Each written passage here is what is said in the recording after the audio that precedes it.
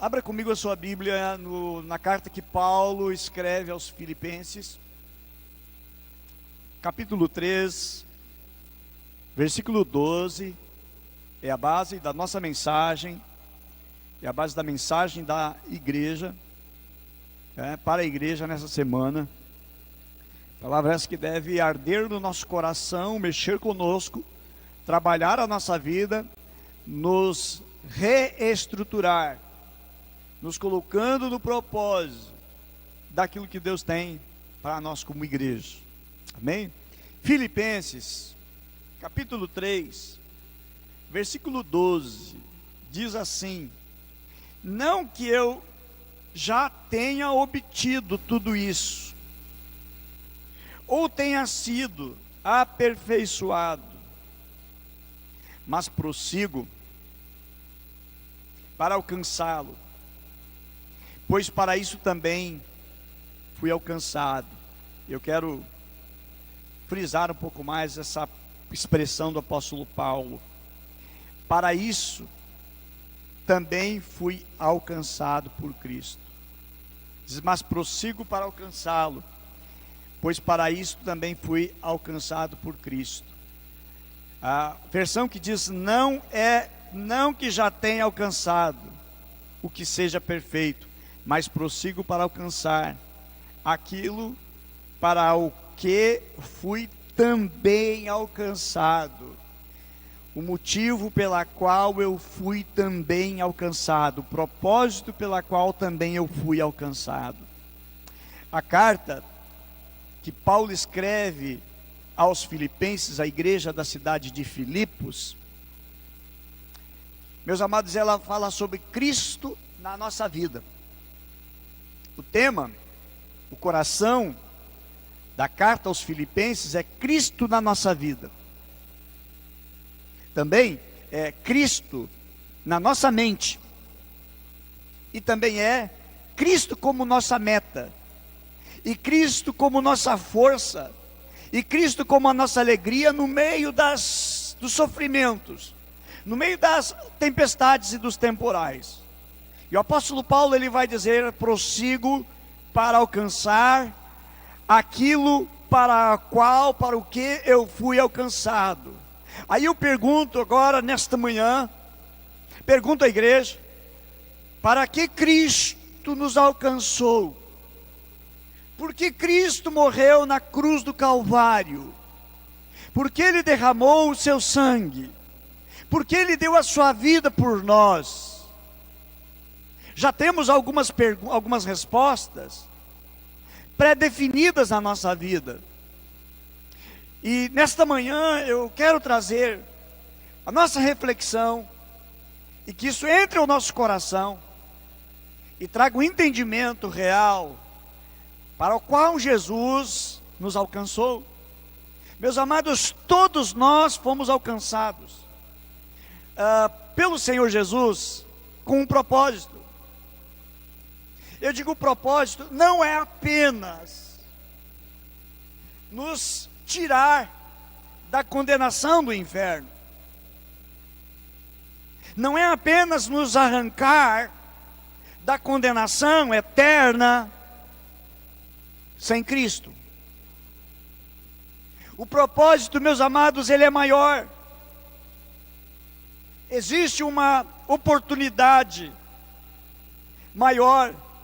E eu digo também, é uma oportunidade de nós crescermos em Cristo. Eu digo, eu não entendo, eu não compreendo crescimento espiritual em que eu me engordo espiritualmente, em que eu me encho espiritualmente, mas eu não produza nada ao reino, à obra de Deus. Crescimento, ele está atrelado a produzir, a realizar, a fazer. O apóstolo Paulo, ele diz o seguinte, falando a uns problemas que havia na igreja de Tessalônica. Aliás, todas as cartas escritas no Novo Testamento, eu digo cartas, tudo que é depois do livro de Atos dos Apóstolos, até o livro de Apocalipse, são cartas. E não eram igrejas perfeitas. tanto que as cartas elas eram escritas porque tinha problema para resolver. Havia problemas internos dentro das igrejas. Então, as cartas eram para corrigir os problemas que existiam e para alinhar dentro de um propósito eterno de Deus, para consertar problemas doutrinários e para que não deixasse entrar, certo, heresias e enganos no meio do povo, mas também era para consertar e colocar em rumo algumas coisas. E nesta manhã, ele não vai ser diferente, porque a mensagem, a pregação, baseada na palavra de Deus, vai botando rumo na nossa vida e uma direção. Então eu não vejo que haja crescimento espiritual sem que haja ação espiritual, sem que haja atitude. E aí a palavra de Deus, que o apóstolo Paulo diz: para isto eu fui alcançado. Paulo está dizendo assim: eu fui alcançado para alcançar outros. E o tema desta mensagem é alcançados para alcançar a outros. Somos chamados para alcançar. Somos chamados por Deus com um propósito. E aí o que acontece na vida? Muitas pessoas querem a zona de conforto.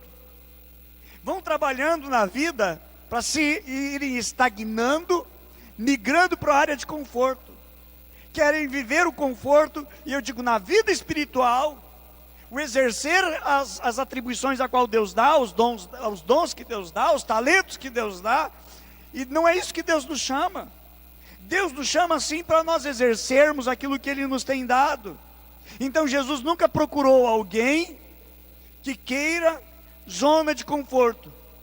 Jesus nunca chamou para ser apóstolo, Deus nunca chamou para ser profeta, homens, mulheres que desejavam ou procuravam zona de conforto.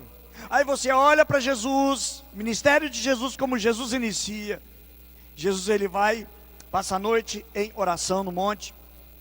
No dia seguinte, ele sai procurando os seus discípulos. Quem Jesus procura? Homens que estavam ocupados. Jesus não chamou nenhum desocupado para ser discípulo dele. Jesus chamou homens que estavam atarefados, que estavam ocupados, que estavam realizando, fazendo alguma coisa. Jesus não procurou aqueles que queriam viver na zona de conforto. Aí quando Jesus encontra Pedro, o que Pedro está fazendo? A Bíblia diz que Pedro está limpando redes. Pedro havia pescado, tentado pescar, não pescou nada. No dia seguinte, então, Pedro começa a limpar as redes. Limpar a rede dá trabalho. Pedro estava trabalhando. Aí vamos olhar João, André, demais. Eles estavam consertando as redes, estavam trabalhando. E eram esses homens que estavam trabalhando que Jesus chama para ser seus discípulos. Jesus não chamou desocupados, parados, mas alguém que estava procurando alguma coisa para fazer, tinha o que fazer. E aí Jesus, olha, é esse que eu preciso, de pessoas que estejam atuantes, alguém que esteja realizando, fazendo alguma coisa. Mais adiante Jesus encontra um homem chamado Levi,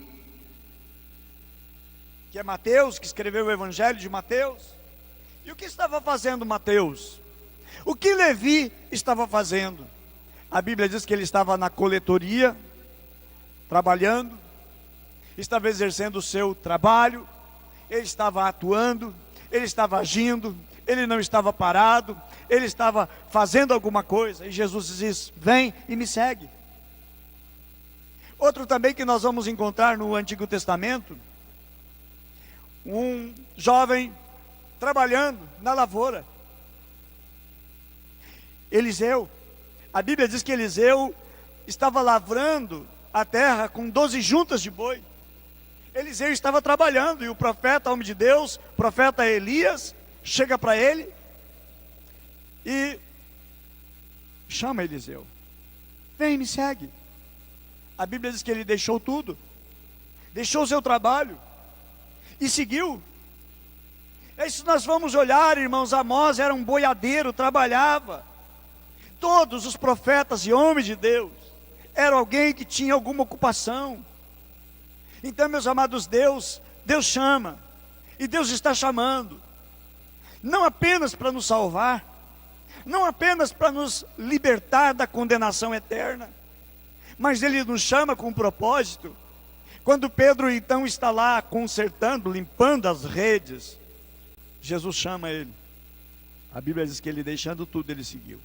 E aí Jesus diz o seguinte: tu vais ser pescador, vou fazer de você pescador de homens. Ou seja, eu vou te colocar no outro nível. E é isso que Deus quer fazer com a gente. Deus quer nos colocar no outro nível.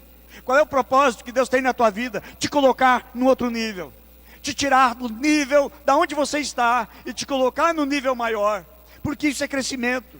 Jesus não disse a Pedro: me segue, tu vai ter vida boa, vida tranquila, vai ter 9 meses de trabalho, 3 meses de férias, 2 horas por dia de serviço só. Não. Jesus, irmãos, estava regimentando, chamando para algo maior. E esse é o desafio que Deus traz para nós como igreja. E Paulo, ele diz o seguinte: eu prossigo para alcançar. Filipenses 3,12: não que eu haja alcançado, ou que seja perfeito, que já tenha completado, mas eu prossigo, diz ele, eu prossigo para alcançar aquilo para o que também fui alcançado por Cristo Jesus. Então, meus amados, o pensamento errado é afirmar e dizer: Jesus morreu apenas para me salvar. Jesus não morreu apenas para te salvar. Jesus morreu para nos chamar para o seu reino, para trabalharmos para Ele, para nos lançarmos muito mais no seu reino, para nos lançarmos muito mais na sua obra. Eu digo que o propósito da vinda de Jesus a esse mundo não foi somente para nos livrar do inferno. Não foi. Deus tem algo muito maior, a razão por que nos chama. É isso que Paulo está dizendo nessa carta aos Filipenses, capítulo 3. Eu fui alcançado para alcançar a outros, alcançados para alcançar. Esse é o propósito de Deus. Nós somos salvos, meus amados, para salvar outras pessoas. Nós fomos resgatados para resgatar a outros. Alguém falou de Jesus para você? Alguém falou de Cristo para você? E aí você recebeu com alegria no teu coração Jesus. Foi um tesouro, uma riqueza que você encontrou. Aí você está feliz com Jesus. Você está vivendo uma vida nas nuvens, porque é isso que Jesus faz, a transformação. Mas Jesus não te chamou para você viver nas nuvens espirituais, rodeado numa glória, num manto de glória. Jesus te chamou para produzir, para fazer. A Bíblia vai nos dizer: eu vos chamei, eu vos designei, para que vades, para que vocês vão, e para que vocês deem fruto, e para que o fruto de vocês permaneça. Eu digo: alguém orou por você, agora você é chamado para orar por alguém.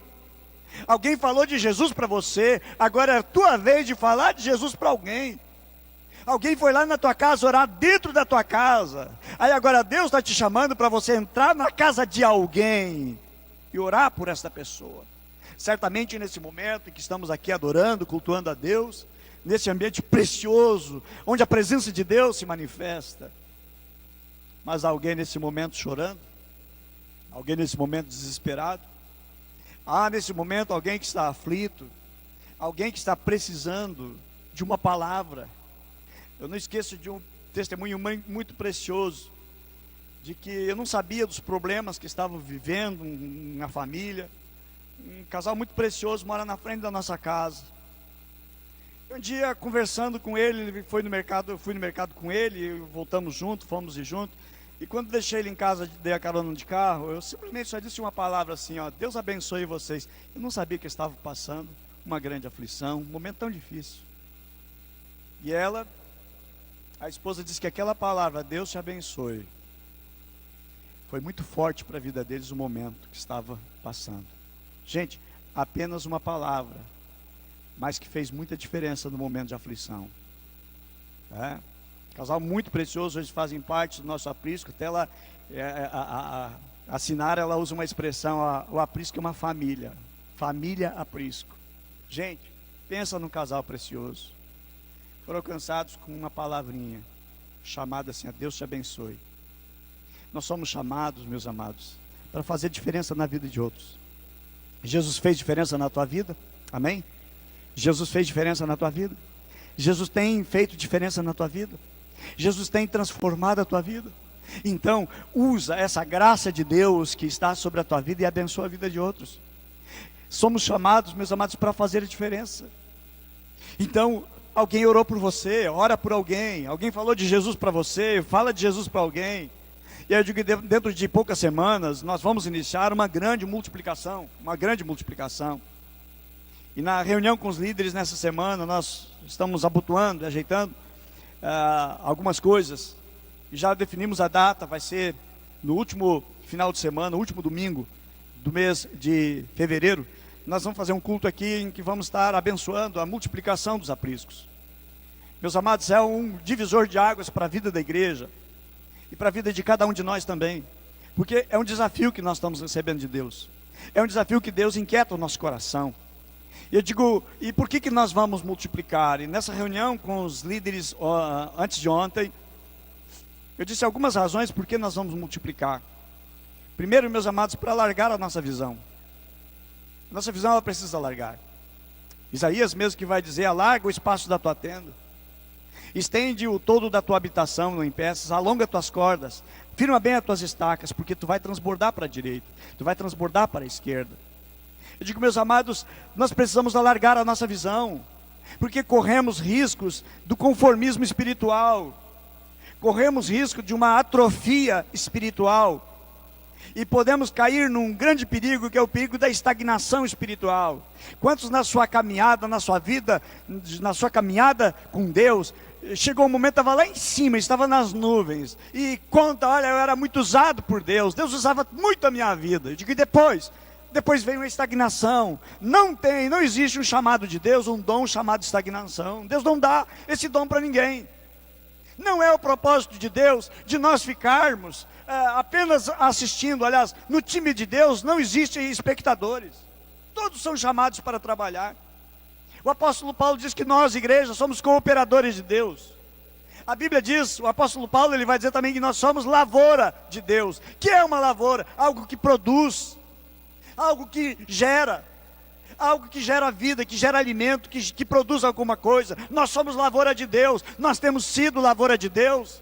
O Espírito Santo vai nos inquietando o nosso coração, mas esse é o chamado, você é lavoura de Deus. Você tem produzido. O que nós somos? Você tem um dom de Deus, você tem uma graça de Deus, você é lavoura de Deus. Precisamos ser lavoura que produz, lavoura que gera, lavoura que vai alimentar, lavoura que vai manter a vida de outros. Você é lavoura de Deus, você é chamado para ser lavoura, uma lavoura de Deus.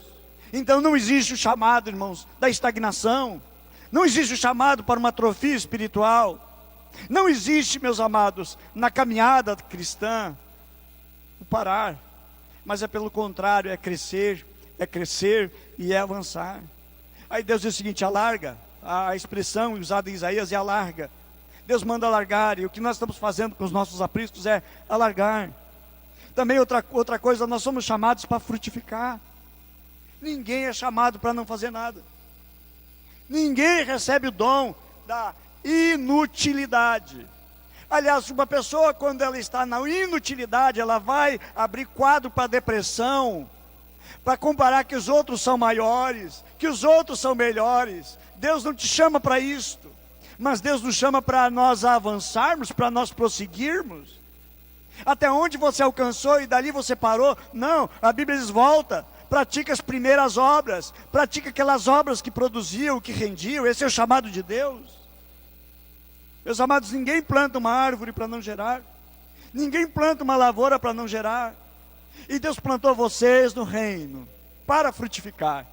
Deus nos plantou no seu reino para nós frutificarmos. E eu digo que uma grande colheita nos aguarda, uma enorme, gigantesca colheita nos espera, em nome de Jesus. E nós vamos avançar, nós vamos romper, apriscos vão multiplicar, os apriscos vão crescer, vidas serão alcançadas, e nós seremos usados tremendamente por Deus.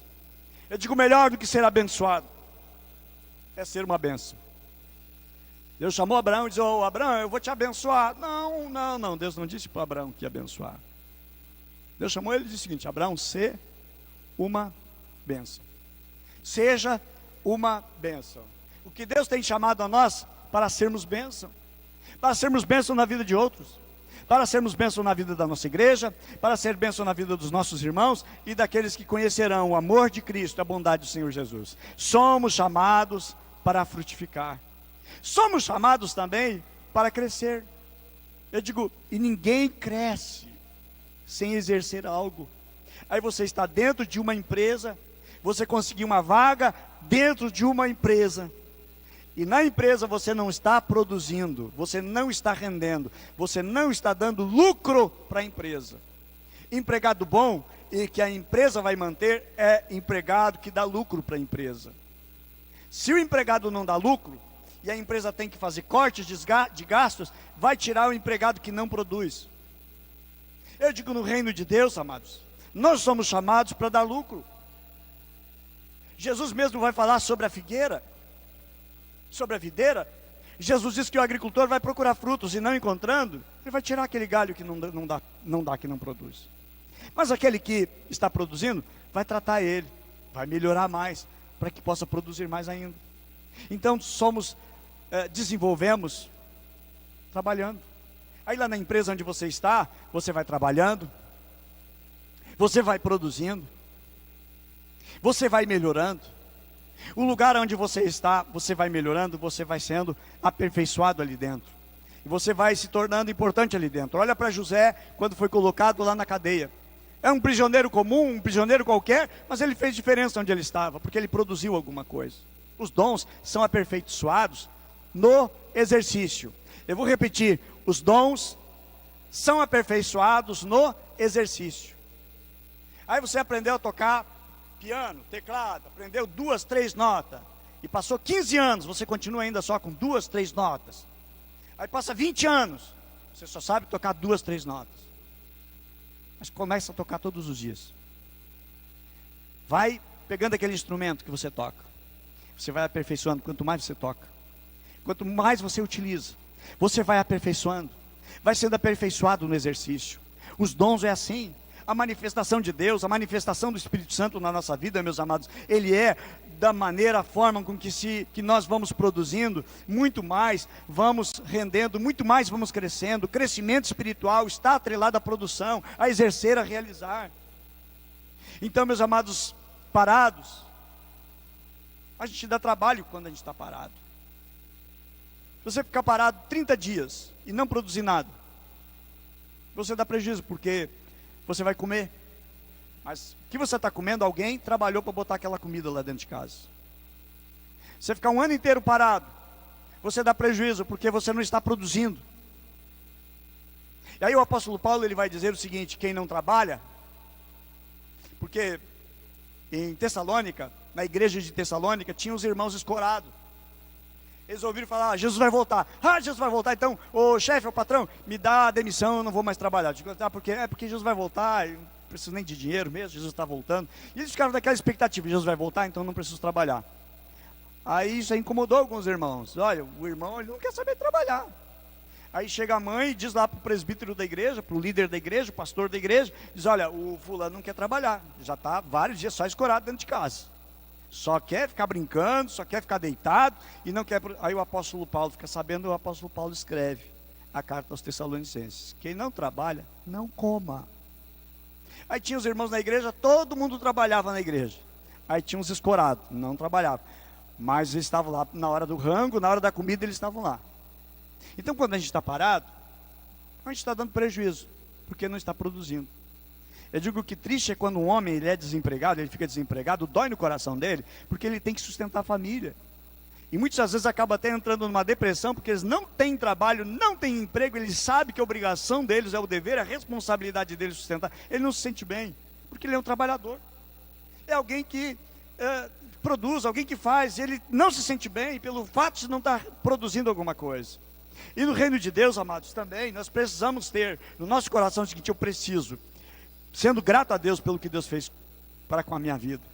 Então, A pessoa não trabalha, ela está dando prejuízo. Agora, ela está trabalhando, ela faz alguma coisa, ela ajuda, ela coopera, ela não está dando prejuízo. Ela está produzindo. E no reino de Deus, eu fui salvo, graças a Deus, ótimo, que bênção, amém. E aí? Não, mas é só isso. Não, tem mais de Deus, tem mais de Deus. Tem muito mais de Deus. Há muito mais de Deus. E eu digo, há um talento, há um dom, há um ministério plantado dentro de você. E o Espírito Santo nesta manhã quer apertar o botão e dar o start, para que você avance, para que você vá, para que você produza, para que como igreja nós possamos avançar contra o inferno. E a Bíblia diz que nem as portas do inferno vão prevalecer contra a igreja do Senhor Jesus. E igreja somos nós. Eu digo, nós precisamos fazer para a obra de Deus, amados, para que Deus seja glorificado. Eu compartilhava nessa semana com a liderança o texto de João 15:8, onde Jesus disse: olha, nisto meu Pai é glorificado. No que Deus é glorificado? Que vocês produzam fruto. Nisto o Pai é glorificado. Deus não é glorificado porque apenas eu venho no culto. Deus não é glorificado apenas pelo fato de que eu adore Ele no culto. Deus é glorificado, amados, quando eu produzo fruto. João 15:8, nisso é glorificado meu Pai, que deis muito fruto, e assim sereis meus discípulos, e assim sereis meus discípulos, e assim sereis meus discípulos. Como é que eu sou discípulo de Jesus? Produzindo muito fruto. E também, por que vamos multiplicar? Nós vamos multiplicar os nossos apriscos para que muito mais vidas possam conhecer a Cristo e sair da escravidão maligna, da escravidão satânica, a qual a Bíblia diz que o Deus desse século cegou o entendimento das pessoas, para que as pessoas não conheçam, para que as pessoas não resplandeçam a glória de Cristo. E nós como igreja, meus amados, nós vamos lá para tirar pessoas que estão amarradas, que estão presas. Aí se nós vamos olhar para o apóstolo Paulo, que era chamado Saulo, Saulo de Tarso. Aí Deus escolheu Saulo de Tarso, porque Deus viu nele um potencial, um homem aguerrido, um homem valente, um homem que não tem medo de nada, um homem que não tem preguiça, um homem que tem zelo, que tem ardor para com a lei, embora estivesse vivendo uma cegueira espiritual, embora estivesse dentro de uma religião, mas estava cego dentro daquela religião. Ele não conhecia realmente Deus verdadeiramente, ele conhecia a religião, ele conhecia os dogmas da religião, ele conhecia os ensinamentos da sua religião, mas ele não conhecia Deus de verdade. E ele agora começou a perseguir o Filho de Deus, Jesus Cristo, por causa do Evangelho começou a ser espalhado por toda a terra, e ele começou a perseguir a igreja. A Bíblia fala essa história em Atos capítulo 9, e Deus viu, meus amados, em Saulo de Tarso, um potencial para a sua obra, mesmo no momento ele sendo mau para o Evangelho, mesmo Saulo sendo um perseguidor da igreja. Assim, meus amados, Deus agiu na vida dele. A Bíblia menciona que quando ele pegou cartas em Jerusalém para ir à cidade de Damasco, na Síria, ir lá e prender qualquer um que fosse cristão, ele foi atrás com ordem judicial, para trazer preso para Jerusalém. E a muitos ele dava o voto para mandar matar. Ele perseguia a igreja. Toda a igreja tinha medo, pavor de Saulo de Tarso. Porém Deus viu nele um grande potencial, e disse: eu vou pegar esse homem, eu vou trazer para o meu reino, e eu vou usar todo esse potencial dele, e agora vou usar esse potencial dele contra as trevas, contra Satanás. Aí a Bíblia diz que quando Saulo estava quase chegando em Damasco, perto do meio-dia, ele vê um clarão muito grande, muito forte, e a Bíblia diz que ele cai por terra, e ele ouve uma voz que dizia assim: Saulo, Saulo, por que tu me persegues? E o Senhor diz para ele: olha, dura coisa é para ti lutar contra os aguilhões. Diz ele: tu não tem força para lutar contra os aguilhões. E Deus deixa ele cego, e ele é tomado pela mão, conduzido pela mão, ele não enxerga nada, e ele fica hospedado no lugar, e Deus diz para ele, ele fica ali 3 dias, sendo tratado. E ele começa então a lembrar agora algumas coisas, e ligando as passagens do Antigo Testamento, as profecias que exatamente davam em Jesus. Ele teve um grande encontro com Jesus e mudou a sua vida. Agora, de perseguidor, ele se torna alguém perseguido. Agora todos querem matar ele, porque ele parou de ser um judaizante e se tornou um cristão.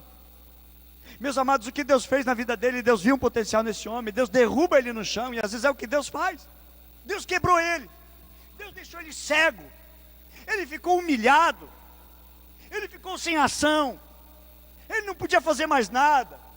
Deus humilhou, e muitas vezes é assim o caminho de Deus. Muitas vezes Deus nos leva a nos quebrar, Deus muitas vezes nos leva a nos humilhar.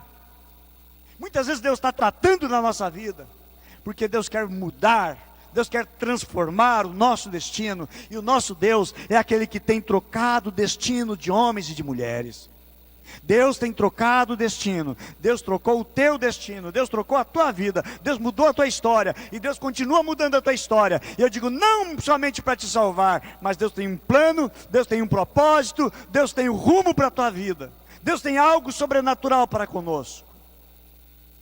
E o apóstolo Paulo, então, tratado, curado, restaurado, Deus começa a usar a vida desse homem. E o que esse homem fez? Irmãos, metade, mais da metade do Novo Testamento foi escrito por esse homem, que Deus tinha um plano, Deus tinha um propósito na vida dele. A Ásia, ele evangelizou praticamente toda a Ásia. Esse homem, meus amados, foi responsável pela grande evangelização no mundo. Eu digo, mas Deus tinha um propósito na vida dele. Eu digo, nessa manhã, Deus tem um plano, Deus tem um propósito contigo, Deus tem um propósito na tua vida. Deus não te chamou apenas para ser um crente, para ser um cristão. Deus te chamou para você ser um influenciador. Deus te chamou para um propósito. Ah, pastor, mas não tem que ter um chamado de Deus, pois já recebeu. No momento que a palavra de Deus entrou no teu coração, no momento que o Espírito Santo fez em ti morada, Ele quer usar a tua vida. Ele não te quer apenas como um espectador, porque Deus não está contratando espectadores. Deus não está contratando pessoas para ficar na arquibancada assistindo. Deus está nos chamando, e Deus está convocando um grande exército para irmos avante, para produzirmos. Então Deus tratou a vida de Paulo, Deus curou ele, Deus restaura ele, Deus usa ele de uma maneira tremenda. E chega um momento que ele vai fazer a sua defesa quando ele está preso. E a linhagem de Herodes tem um rei chamado Agripa. E diante de Herodes, Agripa, Paulo vai fazer a sua defesa. Ele diz o seguinte, Atos 26, 15. Ele disse: quem é, Senhor? E ele respondeu: eu sou Jesus a quem tu persegue. Aqui ele está contando o testemunho da sua conversão. 3 vezes no livro de Atos dos Apóstolos, Paulo vai falar vai relatar como foi a conversão de Paulo. É interessante ler os 3, porque há um detalhe num que faltou no outro e complementa lá no outro. E ele está dizendo o seguinte a respeito da conversão que aconteceu quando ele estava perseguindo a igreja, com cartas para ir em Damasco prender os cristãos. Ele diz: eu disse, quem és, Senhor? E ele respondeu: eu sou Jesus, a quem tu persegue. Mas levanta-te, põe-te em pé sobre os teus pés, porque te apareci para isto, para te pôr por ministro. Deus está dizendo: eu te salvei para te colocar como ministro. Deus nos salvou para nos colocar como ministro de Deus, para sermos realmente, meus amados, alguém que vai fazer a diferença. Esse é o propósito, para te fazer ministro e testemunha, tanto das coisas que tens visto, como também daquelas pelas quais te apareci ainda. Diz assim: eu te chamei para ser ministro e para ser testemunha. Aí eu dou uma pausa aqui em Paulo.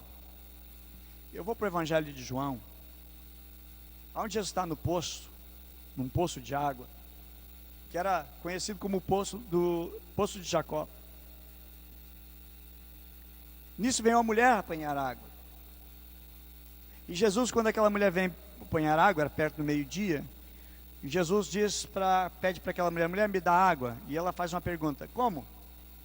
Tu sendo judeu, pede a mim, que sou samaritana, para dar água. Porque os judeus e os samaritanos tinham uma intriga de alguns séculos. Eles não se davam. Então, era um orgulho que um não pedia nada para o outro. Aliás, os judeus, eles não entravam pelas terras dos samaritanos. Eles faziam a volta iam lá pelo outro lado, para não passar por terra dos samaritanos. E aí Jesus pede. Uma das coisas que é também cultura, homem nunca pede para nada de uma mulher. Homens não conversavam com as mulheres. E aí Jesus, como tu sendo judeu, pede para mim que sou samaritano.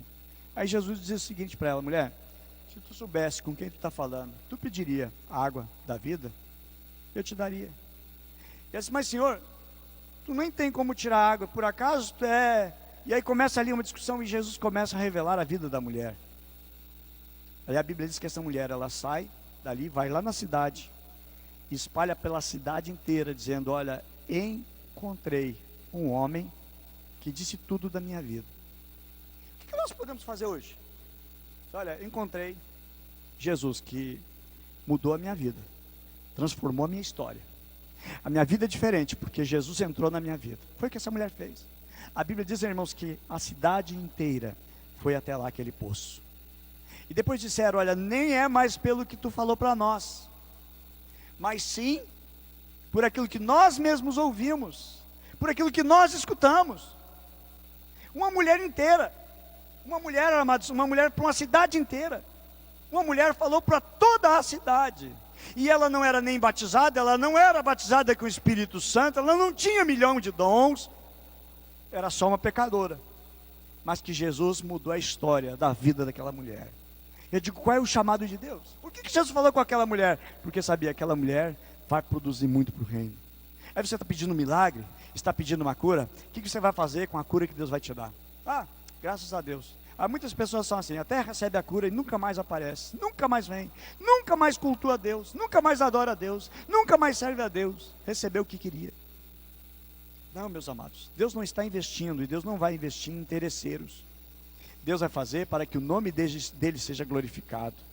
Aí, voltando agora para o apóstolo Paulo, e ele diz o seguinte: mas levanta-te, põe sobre os teus pés, porque te apareci para isso, para te pôr como ministro e testemunha, tanto das coisas que tens visto, como daquelas pelas quais eu ainda vou aparecer para ti ainda vou continuar a realizar, dizendo, livrando desse povo e dos gentios, a quem agora te envio, para que tu abra os olhos deles, e das trevas os converta para a luz, e do poder de Satanás para Deus, a fim de que recebam remissão dos pecados e herança entre os que são santificados pela fé em Cristo, e pela fé em mim. Atos 26, 15 ao 18.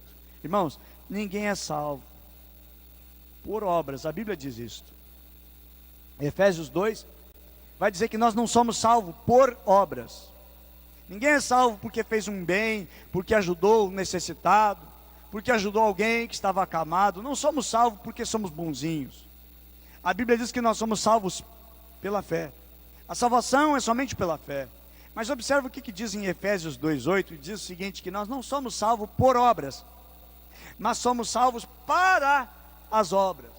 Não por obras, não pelo passado, mas pelo futuro que Deus projeta em nós, para obras.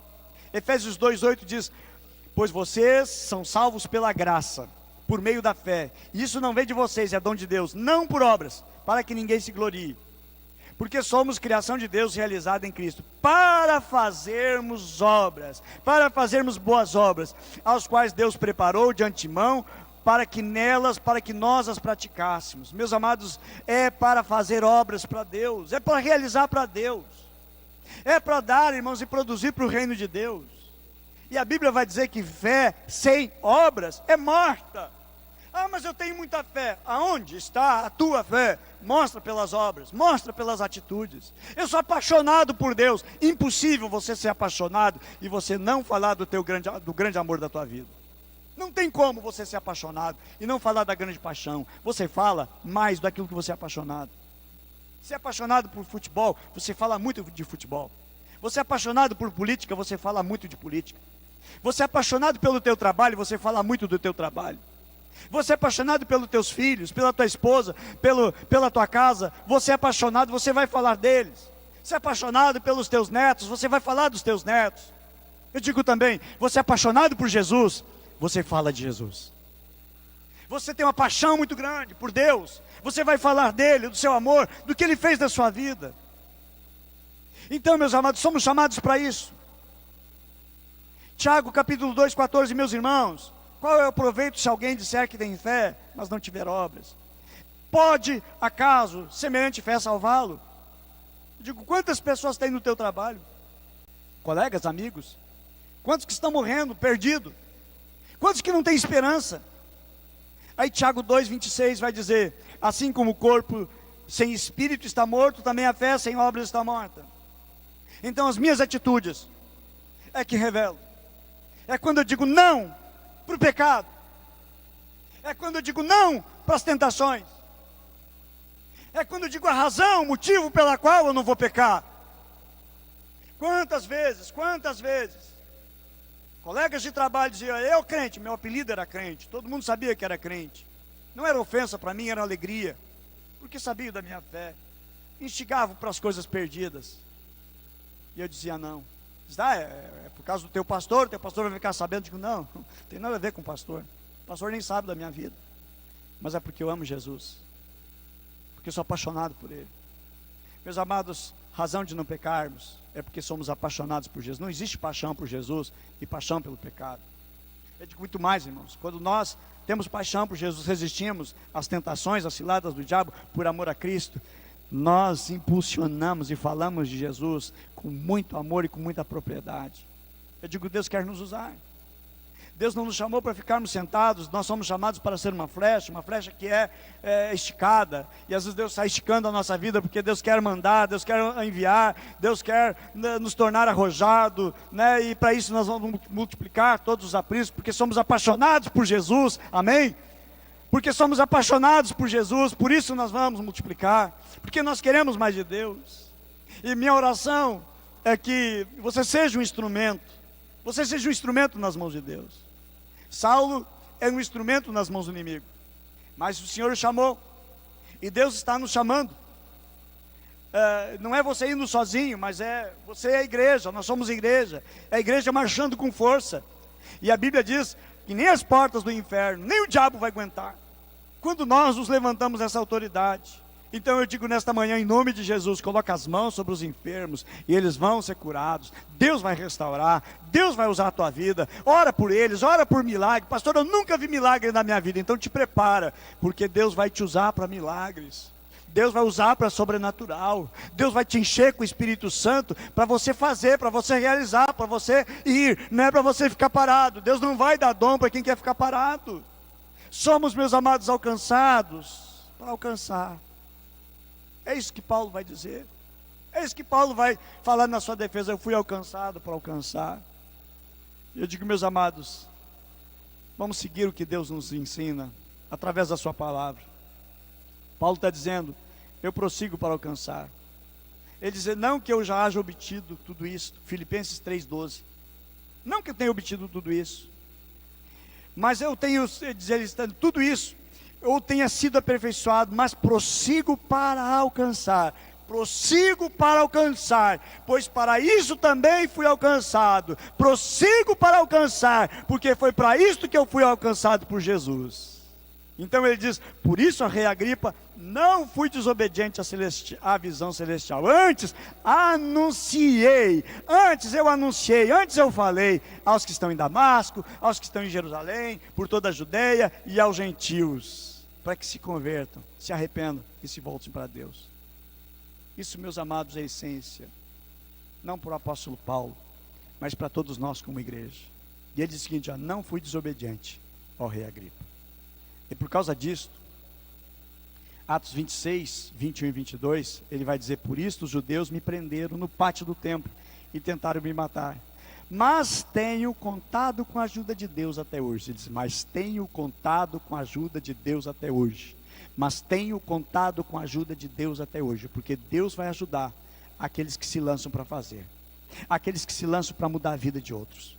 Não queremos apenas nossa mudança e a nossa transformação. Queremos a transformação de outros. No momento que nós estamos anunciando, estamos sendo instrumento nas mãos de Deus, meus amados, Deus então vai nos usar. Deus vai trabalhando na nossa vida. Deus vai investindo na nossa vida. Amém? Sabe aquele cara que é fera lá no trabalho e a empresa está dando aumento para ele? E dá certos privilégios para ele, porque ele está produzindo. Quer receber mais favor de Deus? Então te empenha. Vamos nos dedicar ao Senhor e à sua obra. E para nós finalizando já, Mateus 28, 19 e 20 diz, portanto, ide Fazei discípulos de todas as nações, batizando-os em nome do Pai, do Filho e do Espírito Santo, ensinando a guardar todas as coisas que vos tenho mandado. E eis que estou convosco todos os dias, até a consumação do século. Tem 4 verbos aqui. 4 verbos.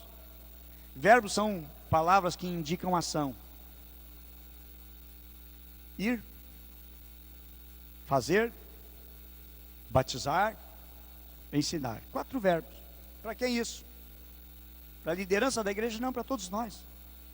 Quem é líder hoje não foi líder. Quem é líder hoje, há muito tempo atrás, estava aí perdido, dando lucro para o inimigo, dando lucro para o reino das trevas. E Deus mudou, Deus transformou. Deus tirou do reino das trevas e transportou para o reino do seu Filho amado. Então, meus amados, Jesus trouxe para nós a grande comissão. Alguns acham que é o seguinte, a grande sugestão de Jesus. Não é sugestão, mas é a comissão, comissionada para fazer alguma coisa. Então, no reino de Deus, todos são comprometidos. O chamado de Deus é para todos sermos comprometidos. Todos somos úteis no reino de Deus. Não existe espectadores no reino de Deus, como eu falei. Deus, meus amados, a Bíblia diz que Deus, lá em Efésios capítulo 4, versículo 11, Deus deu uns para apóstolos, outros para profetas, outros para evangelistas, outros para mestres e pastores e mestres. Interessante que na lista não menciona alguém que não faça nada. Todos somos chamados para fazer alguma coisa.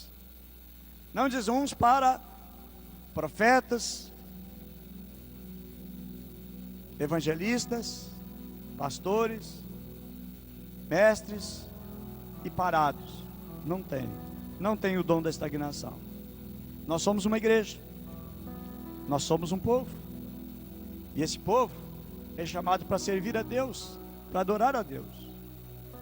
A Bíblia diz em Apocalipse que nós somos um reino de sacerdotes, e sacerdote intercedia pelo povo, o sacerdote trabalhava no reino. Eu digo, todos vocês trabalhamos no reino de Deus. Qual é a minha profissão? Olha, o meu chamado mesmo é servir a Deus de todo o meu coração e falar de Jesus para todo mundo. Mas eu trabalho como dentista, nas horas, durante o dia, eu trabalho como dentista, mas exatamente com um propósito de falar de Jesus. Eu trabalho na área de construção, mas o meu chamado mesmo é servir a Cristo, é servir a Deus. Ele é só meu sustento. Mas eu estou lá e eu já estou falando de Jesus. Nosso chamado, irmãos, em Deus é muito maior.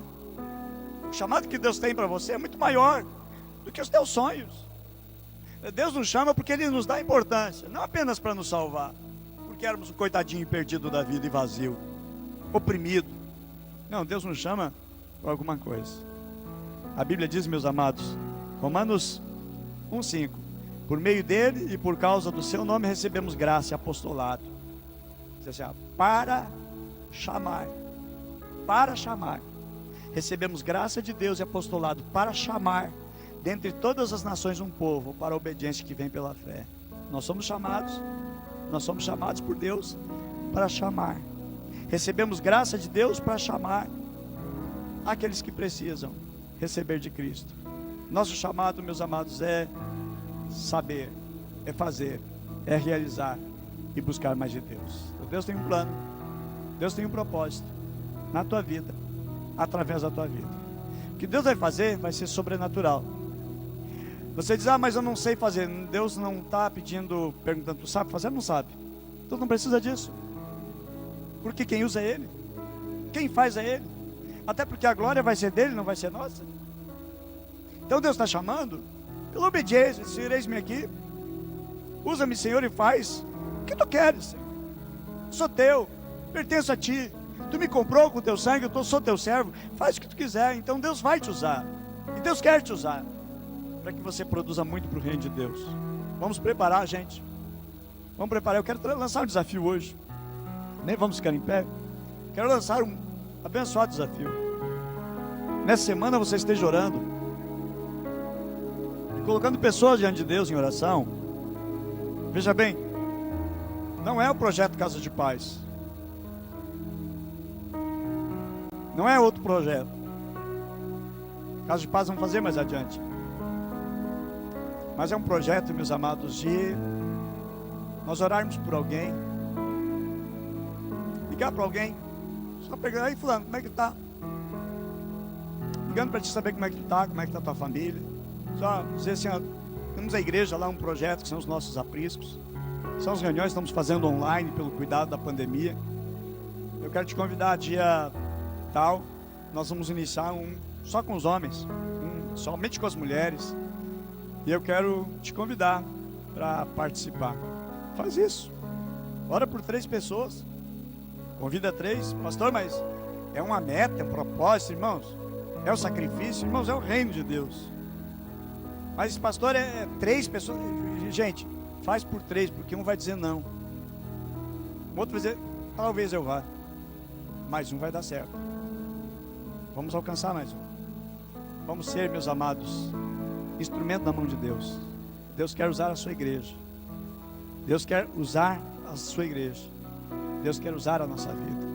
O apóstolo Paulo diz, ai de mim se eu não pregar o evangelho. 1 Coríntios 9:16.